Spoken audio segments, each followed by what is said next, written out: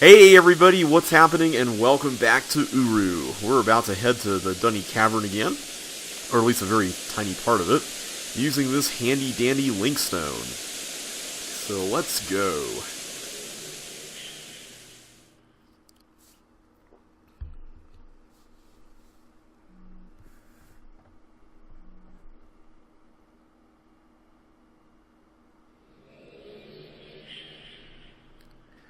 And there is a lot of stuff up here. Looks like a lot of supplies, mainly. Take a quick scan around the place here. There's a telescope here.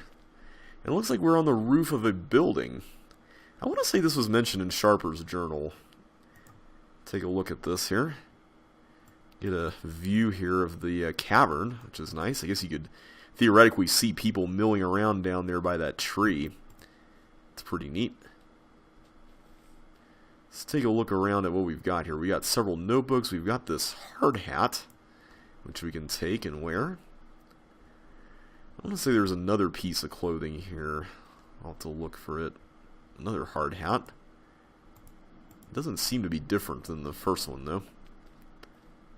Same goes for these, I'm guessing. There's a frisbee? Is that what that is? I remember back when, like, frisbee golf was a new thing that people were really interested in. What is this? Check this out. I know the DRC doesn't want us to touch these, but I bet Watson would like to know how these register with the doors, too. It makes no sense. And don't lose it. I could barely get it off the wall, and when I did, it was pretty scary. Maybe the weirdest thing is that when I went back later, the cloth I got this piece from was intact again. So Nick apparently ripped off a journey cloth, which, by the way, we can't really use. But then it somehow grew? That's kind of weird. Alright. Well, let's continue taking a look around here. What is that? Ooh, it's a different hat. That's cool. There's a note here. Maybe we should just go through these tables one at a time. Where the heck is my book? And why did someone take it in the first place?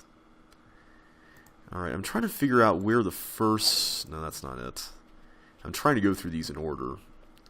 There are some notebooks around here that have information about Dunny kings in them, and I'm trying to figure out what the first one is in terms of the order. Let's see here. King Reenaref. Yeah, this is the first one. Sam Ruled rules. There you go. Alright, let's read about King Reenaref. Reenaref was born in 207 BE before Earth on Garternay. He was accepted into the Guild of Riders at the age of 5, a standard age, and as the years passed quickly became one of the finest riders that the Rhone had ever seen.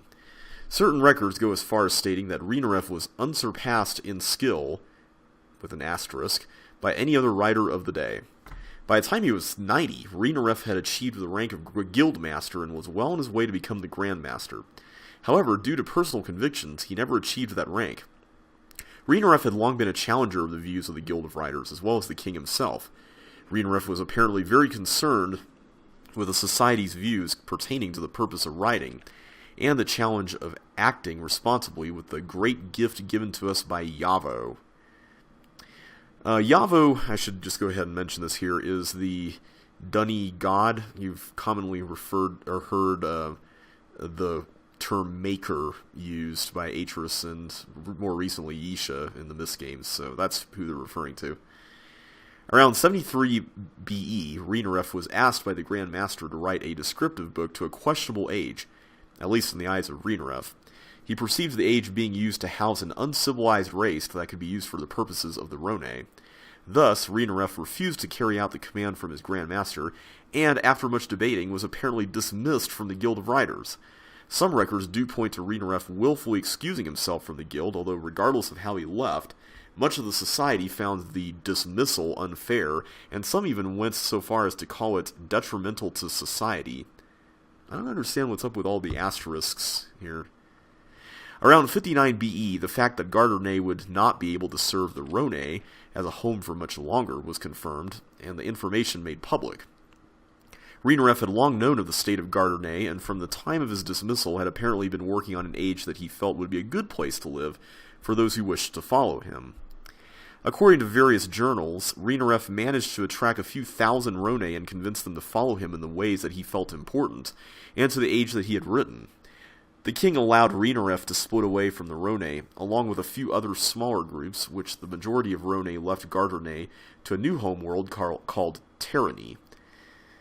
Sounds like tyranny. I wonder if that's intentional.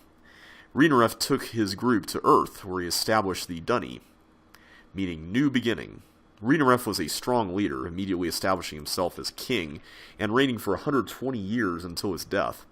Obviously, those who followed Rhinoref to Dunny already respected him enough to separate themselves from their family and friends, and thus records point to very few debates or disagreements within the society under the reign of Rhinoref.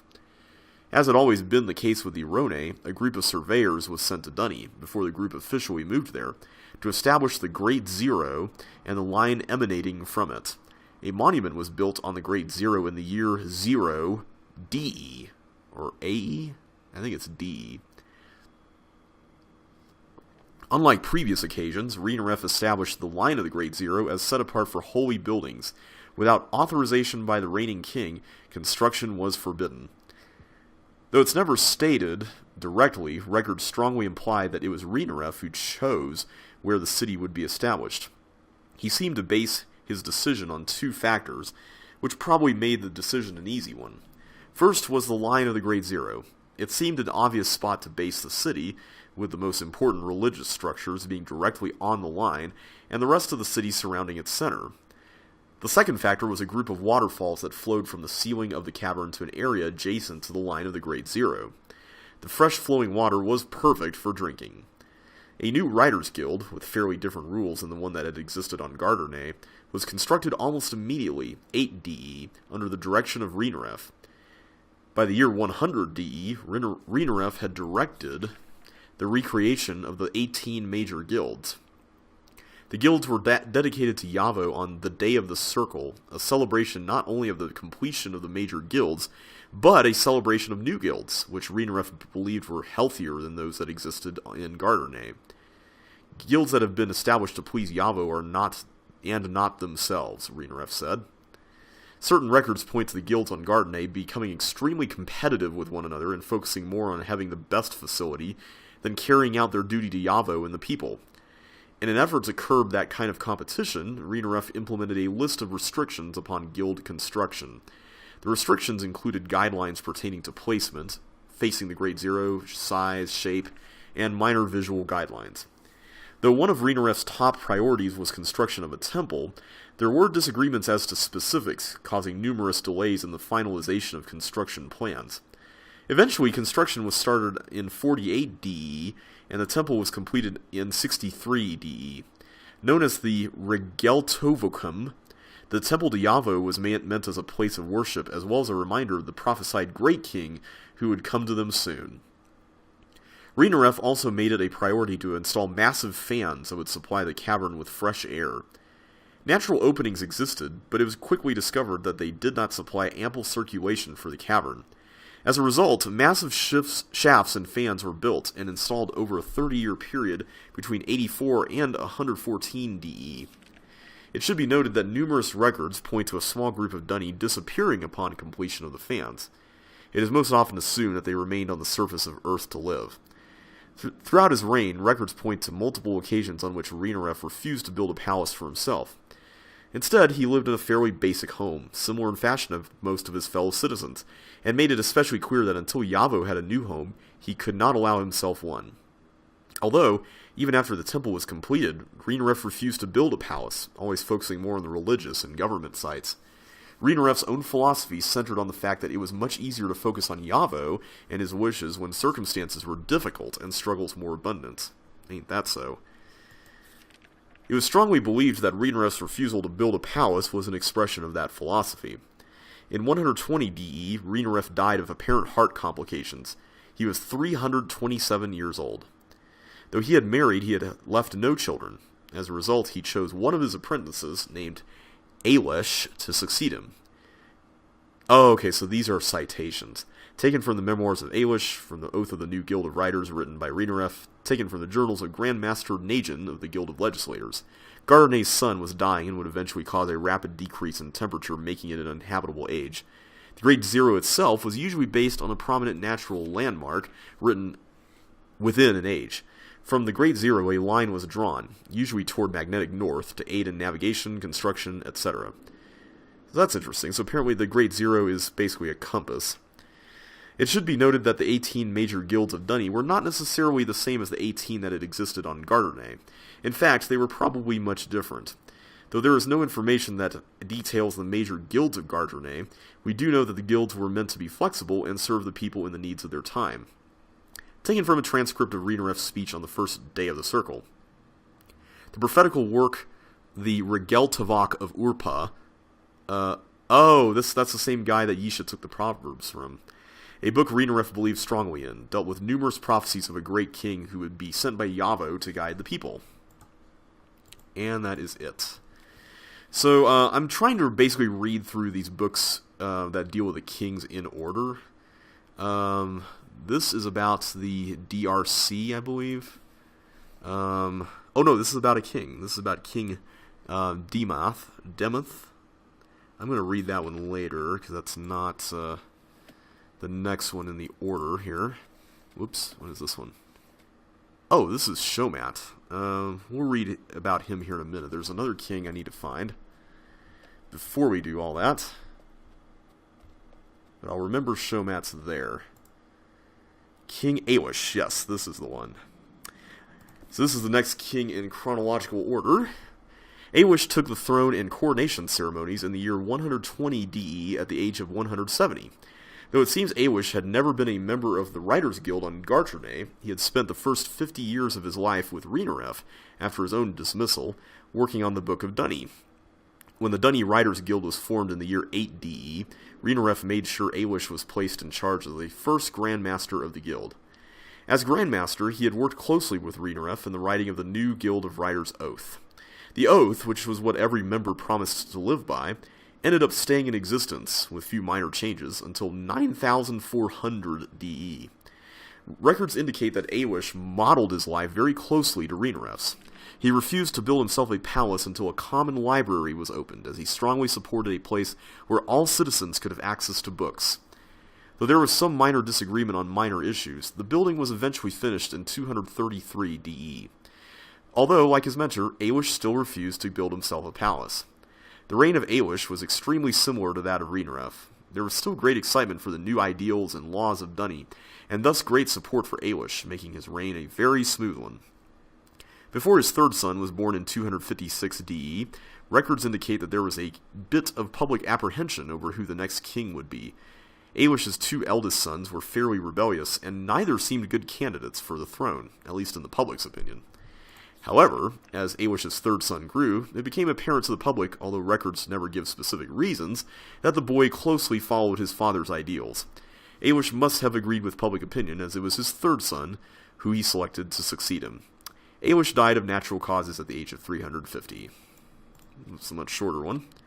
Alright, so the next king is Shomat, and as we read about in the story on Eater Chemo, that's where things started to take a little bit of a downturn, it would seem. Let me just take a sip of grape soda here real quick. Alright, King Shomat. Shomat took the throne in the year 300 DE, Dunny era, oh, so that's what that stands for, at the age of 44. Up to the point of his coronation, he had been a member of the Guild of Writers. He continued his study of the art through private mentors for a number of years after his coronation. It was the lack of proper guild instruction that most Dunny historians attribute the distorted views Shomat later took on. It was an up-and-down reign, partly due to a tremendous tension that seemed to exist between him and his older brothers. Both of the brothers, though they had little respect, did everything in their power to make Shomat's reign tumultuous. One of the first actions Shomat ordered was construction of a palace. When it was completed in 347 DE, Shomat moved in with his family, although his brothers refused and maintained their own homes. Such an act was regarded as a tremendous disrespect to a family and only served to widen the gap between Shomat and his brothers. That's interesting because the story made it sound like his brothers wanted to live there. Furthering tensions not only within Shomat's family but within the culture as well was the lavishness of the palace. Ornate gardens were present inside the physical grounds, and garden ages were written as well, linking from within the palace. Rumors abounded that some of these garden ages were even wiped of their inhabitants in order to provide Shomat with relaxation. Whether true or not, Shomat often spoke publicly of the need for ages to serve Dunny. This was a first for the society and a direct contradiction to what the guilds taught. The Dunny were to serve the ages. It seems that eventually the tension became too much. Some say it drove Shomat mad in 387 DE, both his brothers disappeared. Oh, that's a separate sentence. And were never found again. It was commonly presumed that Shomat wrote a death book to which both of his brothers were linked into, although it could never be proven. Regardless, it was one of the first major challenges for the people of Dunny, and they reacted quickly. A prophetess was supplied to Shomat in 400 DE in an attempt to guide him in the ways of Yavo. For the 155 remaining years of his reign, it seems that most people believe Shomat became a better king. The prophetess became an excellent mentor for Shomat and eventually convinced him to choose the son of one of his close friends as the heir to the throne. His own children were admittedly out of control. As it turns out, it was the bloodline of that child that led to the birth of the Great King years later. Shomat died of natural causes at the age of 299. Women were generally seen as much better communicators with Yavo than men. As a result, most prophets were women. The choosing of prophetesses as guides for the kings started with Shomat and became tradition for all the remaining kings of Dunny. It was usually up to the king as to which prophet or prophetess he would seek for wisdom. Well, at least the story ended on a slightly happier note for him. That's nice. So, there's actually quite a big gap in kings before the next one that's mentioned up here. As it turns out, there are notebooks down in the cavern that detail more of the kings, which we'll get to much later. But there are, let me see, 1, 2, 3, 4, 5, 10 kings in between Shomat and the next king, which is Nagan? I think it's Nagan, if I'm reading this list correctly. Oh, hey, this is a reference to Cyan's first game, The Manhole, but this one's about marriage, so we'll read that later. Maturity, pregnancy, I think these are all cultural tradition-related things. Class system, we'll get to those later. I want to do all the kings first. King Meeman? Okay, that's later on. We'll make a note of that. What is this one? Karath, that's the last king. What's all this? That's the where the heck is my book? Oh, here's a note from Dr. Watson. Matthew, the last batch of papers you sent were very interesting. Since you did such a good job, I've got another list I'd like you to divvy up to the team. How you do it is up to you. 1. I'd like some more information on family life, ceremonies, etc. Anything related to birth, marriage, cultural events. I know we have quite a bit of source material for this, so anything you get would be helpful. I think we've gathered quite a bit on science and technology and not enough on the personal lives of these people. 2. We have quite a bit of guild information, but gathering that all up into one tidy area would be nice. 3. The fall is still an obvious area where we are lacking. I'm not sure I can help you with research material, but given the latest information we are getting, at some time we are going to have to dig into this. I recommend assigning someone the sole task of the fall. 4. Continue on with the kings. A short synopsis of all the kings would be helpful following the form you started with the last batch. 5. We still have religious writings, as we need to translate. These are going to be the most difficult, but I think they can give us large amounts of helpful information. 6. We have a stack of journals from various Dunny residences, etc., not to mention ages. I think that will be more than enough for now. Again, thank your team and tell them they are doing great work. Dr. Watson. Someone left their bag of lunch there or something. Alright, trying to see if there's anything back here. Where is this other... Oh, that's right, we have this table. I forgot about that. This one is King Nagan. Alright, here we go. King Nagan took the throne in 2356 DE at the age of 86. So yeah, there's been a lot of time that's passed here. Nagan did much to encourage the growth of the major guild of fine artists, as well as the seeking of the other truths. The year 2500 DE, 1,000 years after the death of the Great King, Aw, we didn't read about the Great King? Would mark the peak of what some would call the religious confusion. There were over 2,000 registered sects, and the original beliefs of Rhinaref were known by very few. Negan was clearly not one of them. It is 2397 DE that most officially marks the start of the Dunny Renaissance in that year. The Emus Theater Company hosted the first play written by the playwright Sire. The play dealt with the Pento War and the Great King himself, and was one which Negan praised. It ended up being sold out for 3 straight weeks, and marked not only the start of theater as a popular entertainment source within the culture, but also the beginning of the Pento War subject, which would go on to become one of the most dealt with topics of their history in their art. In 2408 DE, the 33-year-old musician Ae'gura began selling out concert halls, marking the beginning of yet another career of one of the great Dunny artists. His music also dealt much with the Great King, many times ridiculing him. Negan praised his people for being able to express their true feelings in such wonderful displays of art. In 2488 DE, the first successful extrusion tests were carried out by the Guild of Miners, and to great applause from the public, Negan used the occasion to benefit everyone. He appointed the Guild of Miners as a major guild, replacing the Guild of Fine Artists. He then split the Guild of Fine Artists up into the minor guilds of sculptors, artists, actors, and musicians. The split was to encourage growth in mining as well as the arts, 2 major causes of Negan throughout his reign. His proposal was strongly supported by Sire and Ae'gura, as well as other artists, who viewed it as an excellent opportunity for the growth of their respective fields. In 2500 DE, Negan proposed the construction of a new council chamber for the guilds. Somewhat surprising was that he suggested it should be built over the tomb of the Great King. The proposal was met with little opposition, and construction began 2 years later. In 2502 DE, the tomb of the Great King was barely visible, a tremendous symbol of what Dunny had become. Later, it was discovered that within the council chamber was a massive vault protected by puzzles of a sort. The tomb had always been known for its patterns, some of which were claimed to have prophetic messages. Negan apparently became enamored with the patterns and spread them throughout the unseen portions of the chamber as well as the scene. Though the public knew very little of the vault at the time of construction, years later it was found to contain a tremendous amount of royal wealth, something Negan often publicly encouraged. Of course, most were not able to save the amounts Negan did, but still the idea of saving one's money for future generations was strongly encouraged by him.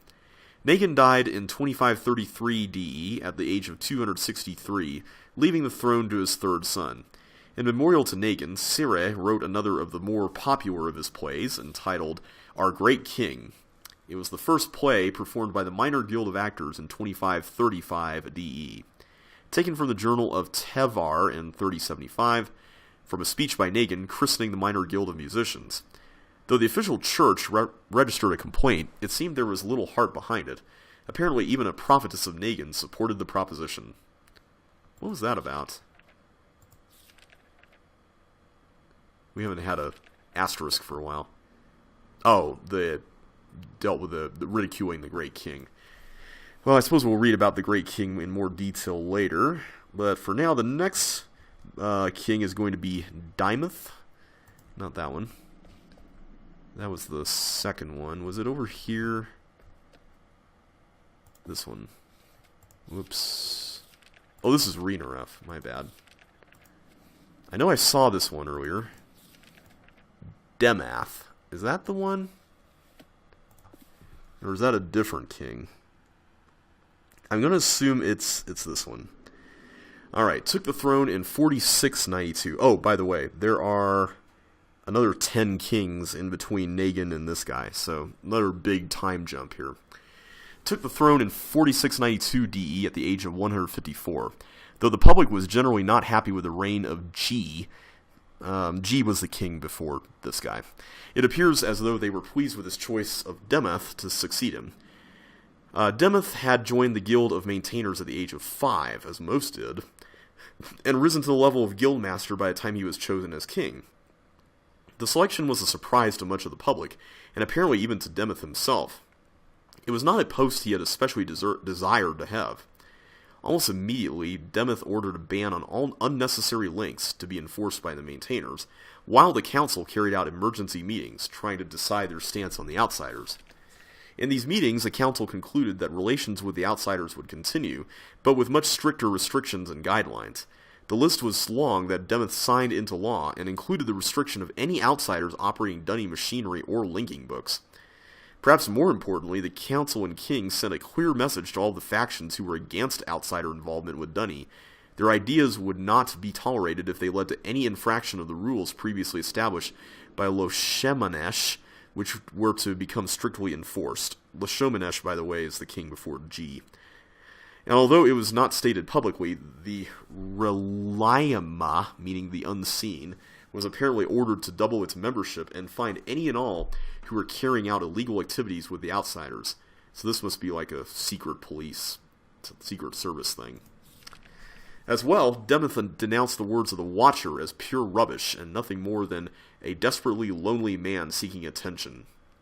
In 4721 DE, Demeth pushed an amendment that forced the major guilds to accept a percentage of students who passed all entrance exams but could not afford the steep prices. It was the first such action in the history of Dunny, and one that many seemed to question, especially the guilds themselves. However, Demeth was able to convince them it was a necessity for the society, and one to which they cautiously agreed. In 4724 DE, records point to over 10 separate groups being convicted of the Loshemanesh laws, as they had come to be called. Most agreed that the Relayama played a large role in the convictions, although there are no official records of their involvement. Regardless, each of the convicted was sentenced to solitary confinement on prison ages. The convictions must have carried a powerful impact on the society, as the public still knew very little of the Relayama, if anything at all, and thus had no idea how so many convictions were occurring. As one writer said, there were stories of dark shadows and mysterious creatures. For those carrying out such activities, it was said that the eyes of Demeth saw everything while his arms took anyone he wanted. The crime rate, especially pertaining to the Loshemanesh laws, steadily lowered until 4752, when there were only 3 recorded convictions. In 4784 DE, an assassination attempt was carried out against Demeth, resulting in the death of 2 members of the Relayama, who saved Demeth's life in the process. The perpetrators were found, and 2 years later, Demeth ordered their execution. It was the first execution of its kind and met with little resistance from the public or council. The 2 men were apparently linked into a death age, permanently ending their lives. Though most agreed with the execution, those who were against outsider involvement to begin with now felt even stronger in their case. Now, they argued, Dunny is killing itself for the sake of the outsiders. In 4826, Demeth was rewarded for his efforts pertaining to the acceptance policies of the major guilds. The first of the Guild of Stonemasons, non-paying members, headed to the effort to devise early fusion compounding technology, a building block for the eventual development of Nara. Quick note here, Nara, as seen in Mist 3 and Mist 4, or Mist 4 but mentioned in Mist 3, is a very, very strong stone, like it's stronger than steel. Demeth praised the guild and the numerous opportunities that all citizens of Dunny now had to benefit their society. At 4843, the age of 305, Demeth passed away, leaving the throne to his firstborn son. Some argue that G did not make the choice of Demeth, but that Grandmaster Imus of the Guild of Maintainers made it. The matter was never officially settled, though most contribute the choice to G. From Demeth's speech, explaining to the people the findings of the council meetings. By that time, the major guilds had become extremely expensive, and a large majority of the population, even if qualified to join the guilds, had no way to afford it. Taken from the private journals of Guildmaster Reshan of the Guild of Archivists. From Reviewing the Unseen, written by Besharin in 5999. Goshen, leader of the cult group Blood of Yavo, made the comment in a public speech. Goshen, isn't that like the name of a biblical character? I forget. Or, no, that's like a location. I'm pretty sure. I forget. The comments were made by Demeth at the public announcement of the fusion compounding technology. So it looks like this guy was definitely a very iron-fisted authoritarian type. Alright, so we have 2 kings after him, Yabulshun and Emun, and then the next king is Me'emun, or Me'emun? Not sure how you pronounce that. Is that this one? No, that's that other guy. We already read about Negan. And I think yeah, that's Aelish. I'm already forgetting where these all are. It's got to be here. I think it's this one. Yeah, this one. Alright. King Myemen took the throne in 5240 DE at the age of 83. One of the biggest announcements of Myemen's reign came rather quickly and was offered by the Guild of Miners and Stonemasons, who had worked together. In 5307, they revealed Nara, as it had been created in a laboratory weeks earlier. Nara offered tremendous opportunities for mining and construction and ended up having a massive impact on future opportunities for Dunny. Even at the time of its release, there was apparently much excitement about its potential. In 5312 DE, disease broke out in the industrial district of Dunny, most likely originating in the age of Yasef. The outbreak caused widespread panic, as many predicted another plague similar to what had occurred during the 2100s. Fortunately, the illness was not nearly as lethal as the aforementioned, and the Guild of Healers reacted extraordinarily fast in finding a cure. Regardless, there was again a new push to at least separate the Nuriel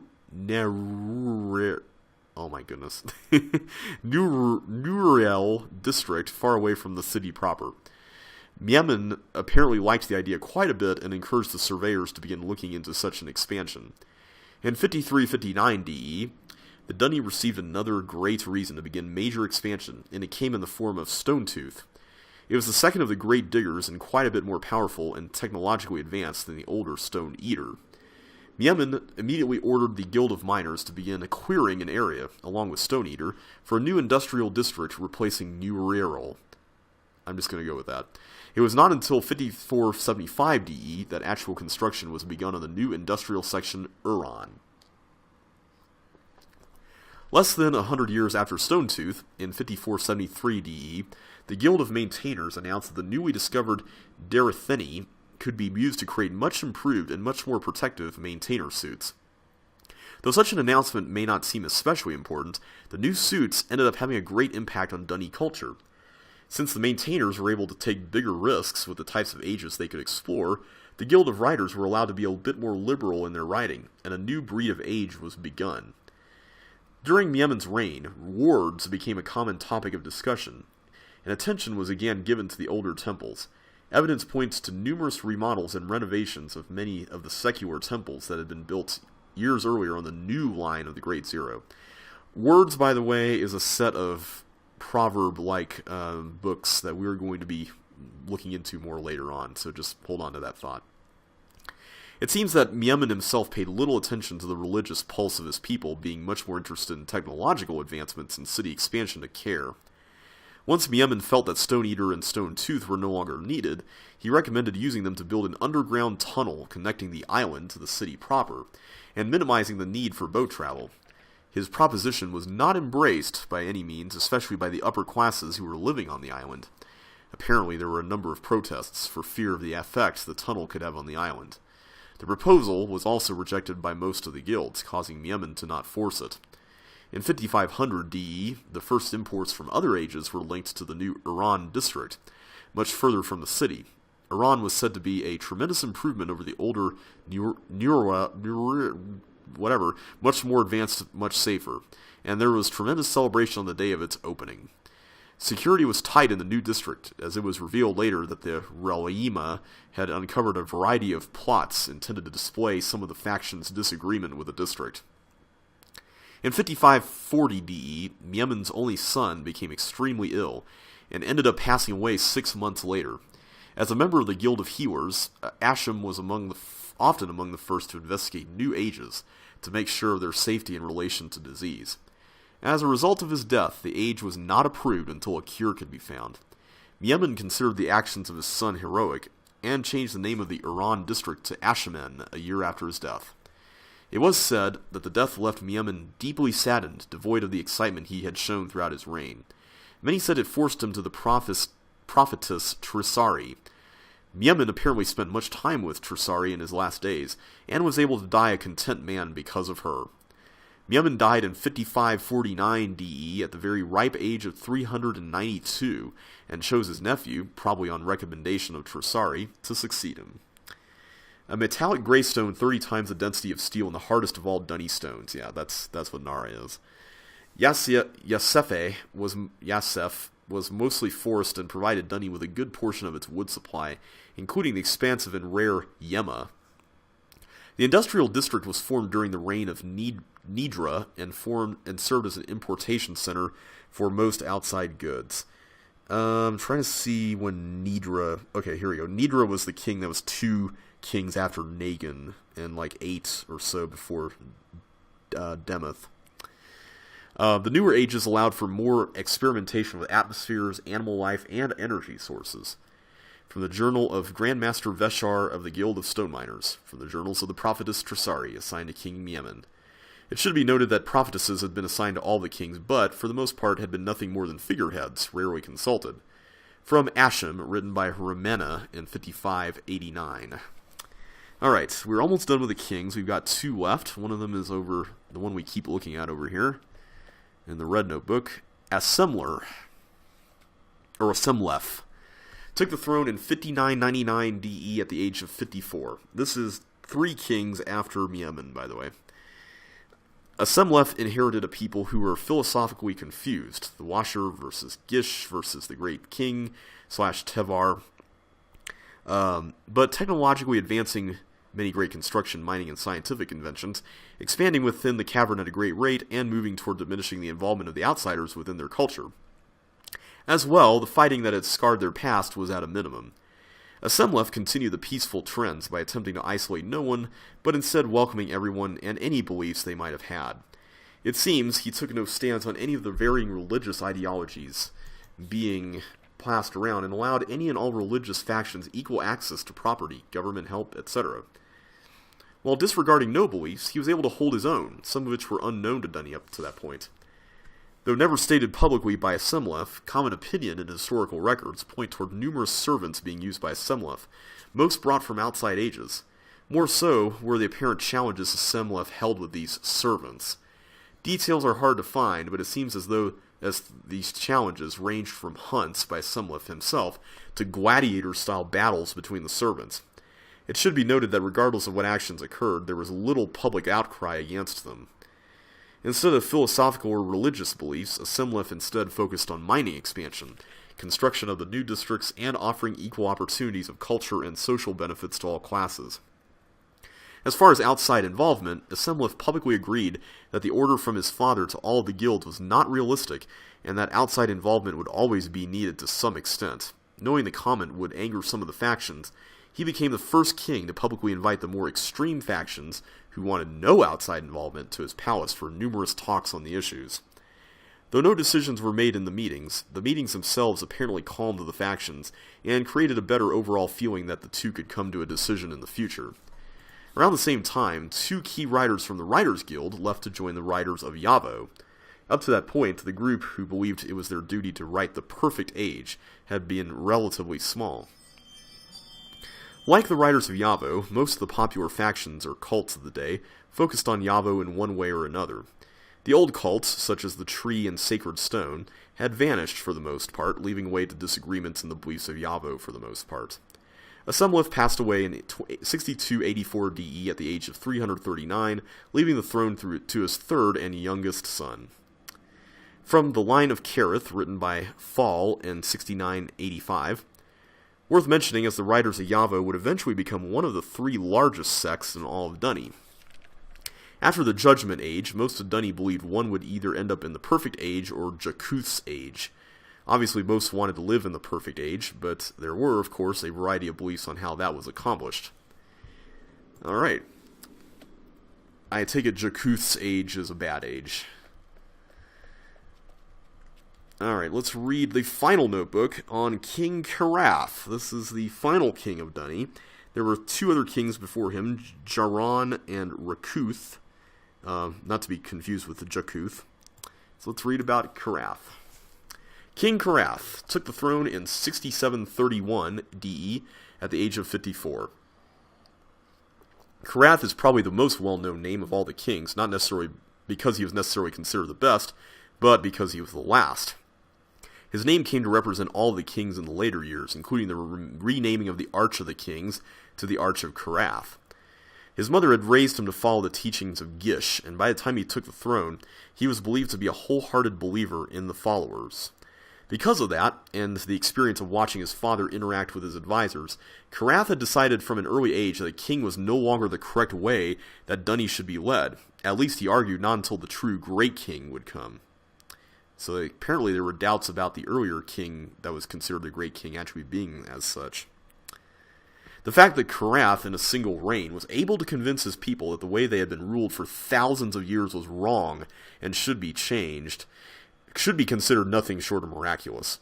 Carath carefully crafted his arguments as a benefit for the guilds more than anything else. After all, he argued, Dunny is the guilds. Let us be protected by their fortress and be ruled by their wisdom. It was hard for the guilds not to support a proposal that removed the king from the highest authority and replaced him with 5 lords.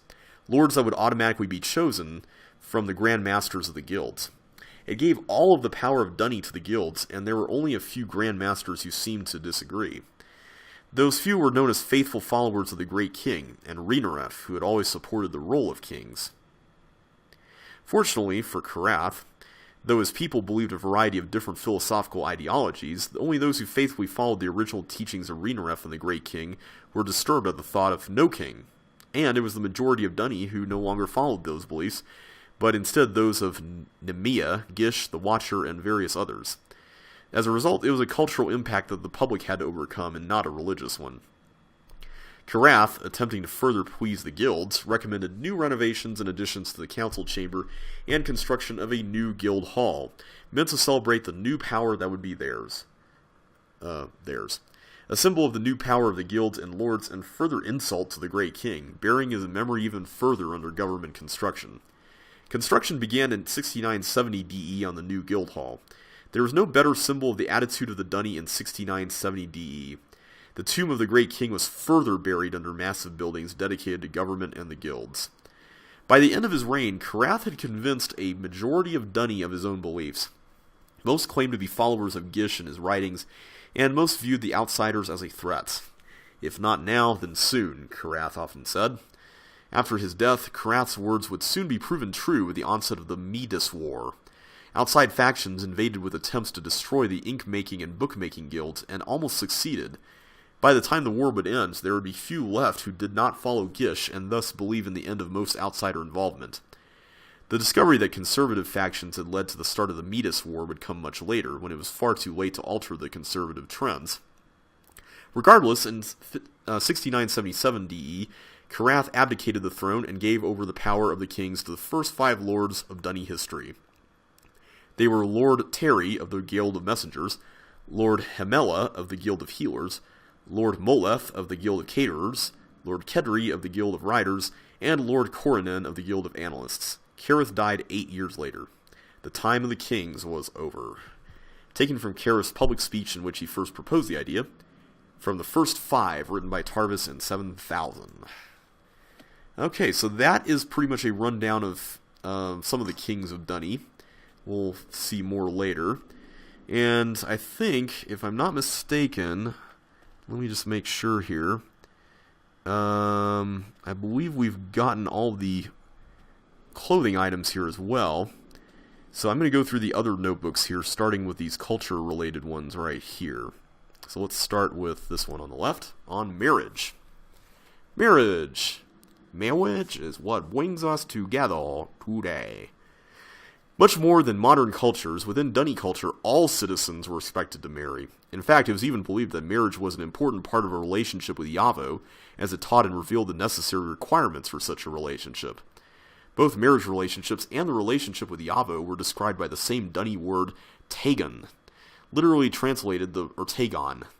Literally translated, the word means to love with the mind, and implied a deep understanding, respect, and most importantly, unselfish love for one another. Obviously, the religious influence on most of Dunny culture was very strong, and as a result, marriage was not something taken lightly. It was considered a lifetime commitment, and for a Dunny who could live to be 300 years old, it obviously was not a decision the Dunny felt should be rushed into, and it seems as though it rarely was. If only that were the case today. Some records point to rare arranged marriages. Okay, I don't want that to be the case today. Although, for the most part, it seems that the decision was up to individuals. Marriage was not permitted before the age of 25, and marriage between blood relatives was strictly forbidden. Though allowed, marriage between the classes was looked down upon.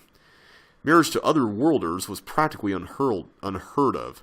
I found certain writings from the 3000s, or is that the 9000s? I think that's the 9000s, going as far as to call the mixing of Dunny blood with outside cultures a travesty, while others wrote such a child who marries an outsider was better off dead.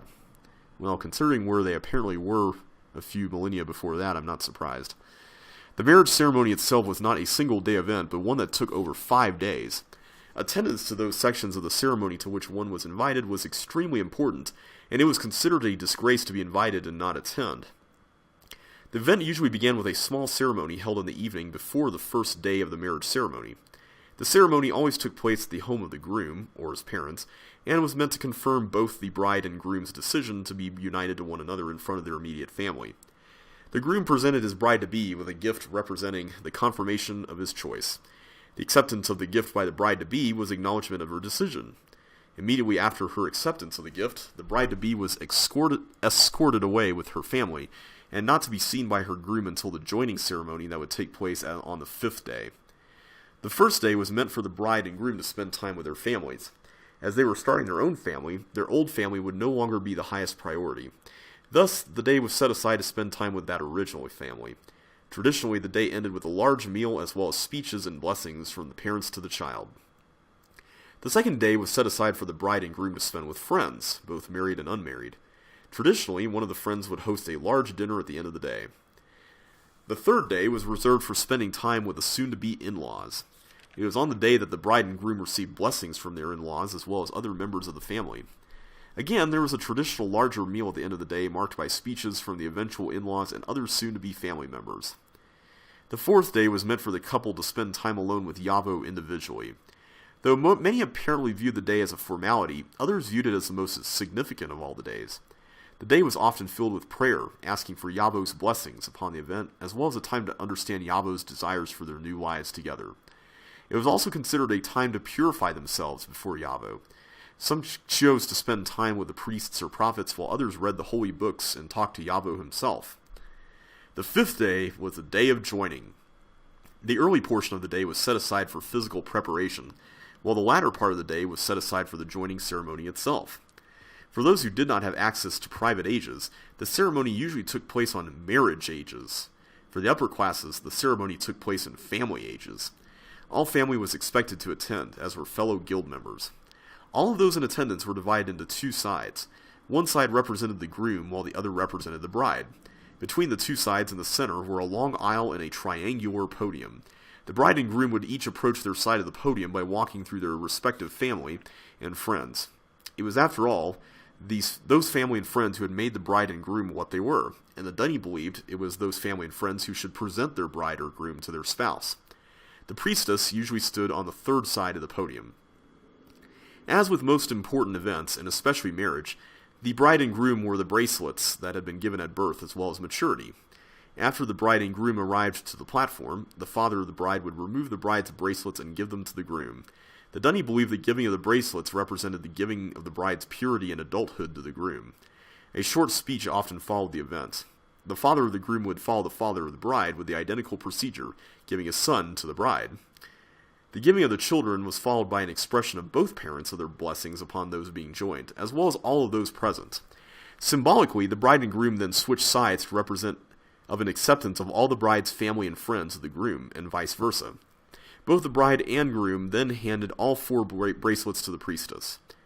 While the priestess led the couple through their commitments to one another and Yavo, the bride and groom placed their hands on the podium. During the commitments, the couple made promises to one another, followed by promises to Yavo. All were recited aloud to the priestess. The priestess usually reminded the couple that marriage was a reminder of Tagon, to know with the mind, and that their love should always be a representation of their love for Yavo.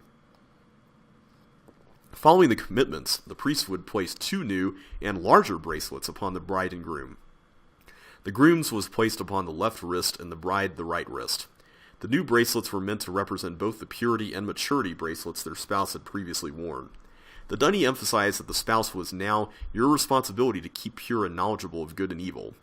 The bracelets were meant to be a constant reminder of that responsibility, as well as commitment to maintain the best for that spouse. After the new bracelets were placed upon the wrists, the hands of the bride and groom were wrapped together with a tight cord, covering the wrist and hands completely. Upon completion, the priest placed a ring upon the pinky of each free hand. The rings were symbolic reminders of the entire ceremony and placed upon the fifth finger to represent the joining that took place on the fifth day. The priestess would then usually remove herself from the podium so that the couple could take her place. Together, the couple then walked down the aisle between the two parties and toward the far end of the aisle, where a glass of wine waited for them. Before drinking, the couple knelt and prayed together to Yahweh. After the prayer, they each drank from the cup, and two sides of the hall merged into one group, often with great celebration.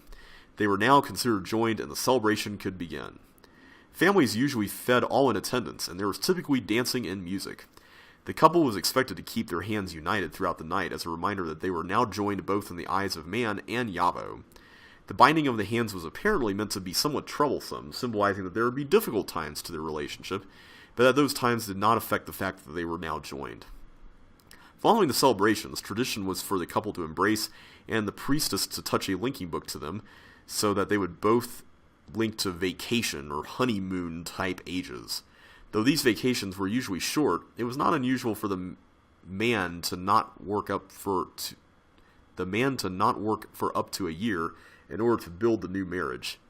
Man, that sounds like a great benefit. I wish we had that kind of paid time off around here. I should also note that the cord used to join the couple's hands together was also viewed as a sacred item. It seems as though various couples used the cords in a variety of different ways, some using them for necklaces and others hanging them in their house. That's pretty cool. I like that 5-day week thing. That was really neat. You know, I wonder if there's Myst fans out there who have gotten married to each other using a ceremony structure like that. that would be cool. Like, I wonder if that's actually happened. I would be curious to know. Alright, so this one's on maturity, and it's got a very goofy face drawn on this circle, which is very appropriate. And apparently this is from Michelle. Did Michelle do this one, or is that not stated? We haven't really seen this handwriting. Yeah, it was Michelle. Yeah, so this handwriting is apparently hers. Alright, let's go with this one here. Maturity.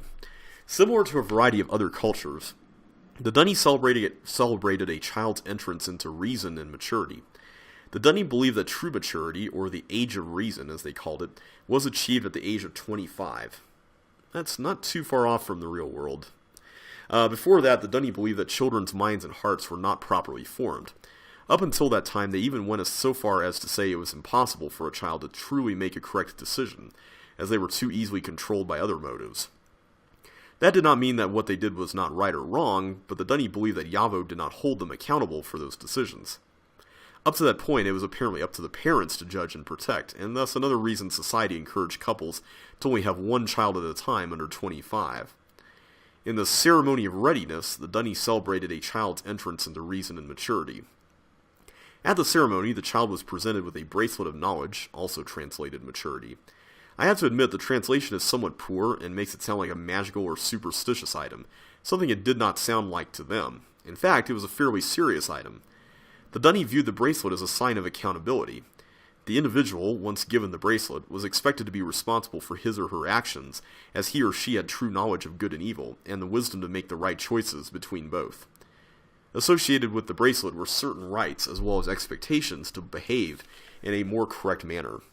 From a religious standpoint, the ceremony of readiness signaled accountability to Yahweh, as well as fellow Dunny citizens. No longer were parents judged for the actions of their children on a religious level, and no longer was a lack of knowledge an excuse to Yahweh, the Maker, they believed, now expected much more from them. Though the age of reason was 25, the Dunny did not consider true wisdom to come until much later. With not nearly the fanfare that the age of reason brought, at 125 years of age there was another celebration for reaching the age of wisdom. Perhaps most importantly, regarding that status, the Dunny were allowed to become highest ranks of teachers or leaders, grandmasters or lords.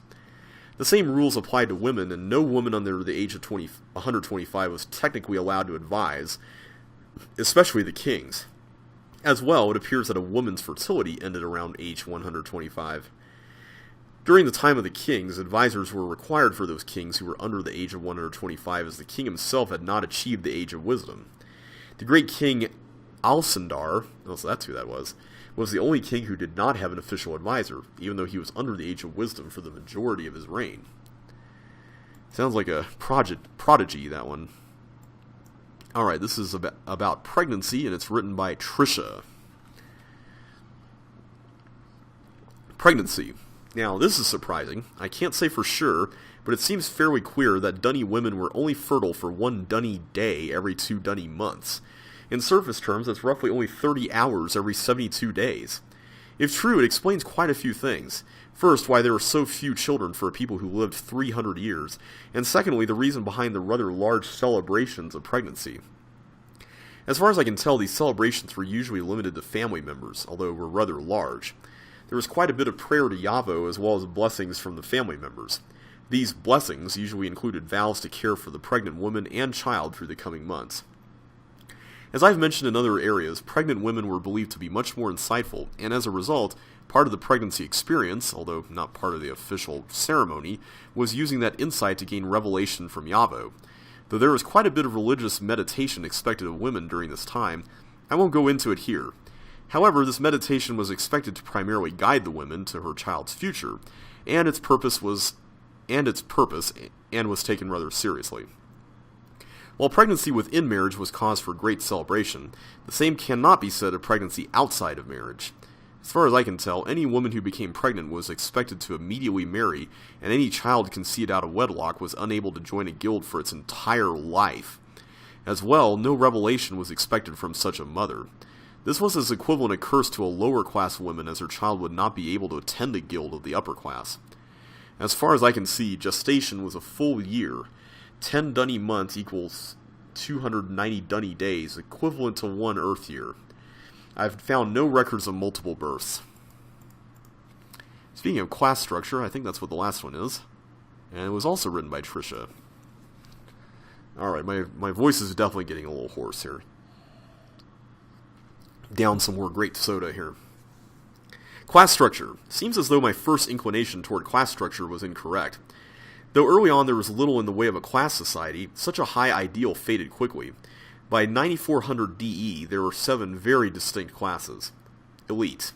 The lords and the grand masters of the major guilds. It was possible for private citizens to be accepted, but if so, abundant resources were needed. It was only the elite who owned private libraries of books in the private islands. Quite a few obvious attempts to reach out and unify the classes, although I'm not sure it did much good. Common libraries, major guild scholarships, renovation of poorer districts, all seemed more political than life-changing. Not surprising, I suppose. Guild members. Yes, it was possible for the lower classes to attend, but it seems by the end, the schools were far too expensive and prestigious to allow for such. As a result, the graduates became a class among themselves, and a very high one at that. Upper class. The lowest of the 3 higher classes. Such citizens had succeeded in private enterprise and most likely provide the elite with their banks, pubs, etc. No major guild education for the most part, but enough money to buy their way into the upper classes. Middle class, mostly shop owners and the like, able to afford some luxuries of Dunny, but still considered far from the elite. Rare but possible for them to own books as well as private ages. Seem to make up most of the minor guild enrollment. High poor. The higher class of poor seem to be made mostly of industrial workers, many of whom spent their time on foreign ages, before it was outlawed, of course. It seems that this class, along with the lower 2, did not own books. Low poor. I can't seem to find a better name for them. However, it seems clear that there were 2 classes of poor. These low poor were relegated to their own districts and rarely seen even with the middle class and never with the upper classes. Possibly used as servants, although that was generally looked down upon. Sublow? Reference to the least and undefined subclass are found on rare occasions. Not enough data to elucidate. Well, it seems that this 7th class is what Yisha has been referring to in her speeches, so they must be even lower than low poor, which is pretty sad. Alright, and if I'm not mistaken, this should be the final notebook. And, wait, did we already read this one? I thought we didn't read this one. I guess this was King Demeth, then. That was Shomat. That was Reenaref. Okay, so I guess we read all the notebooks. Cool. Alright. I think we are now done here. That was quite a lot of reading. And now we can go back to Ae'gura. I don't believe there's a linking book back. So we're just going to have to link back through Relto, but we're going to do that next time. So, till then, thanks so much for watching, everybody, and I will catch you on the flip side.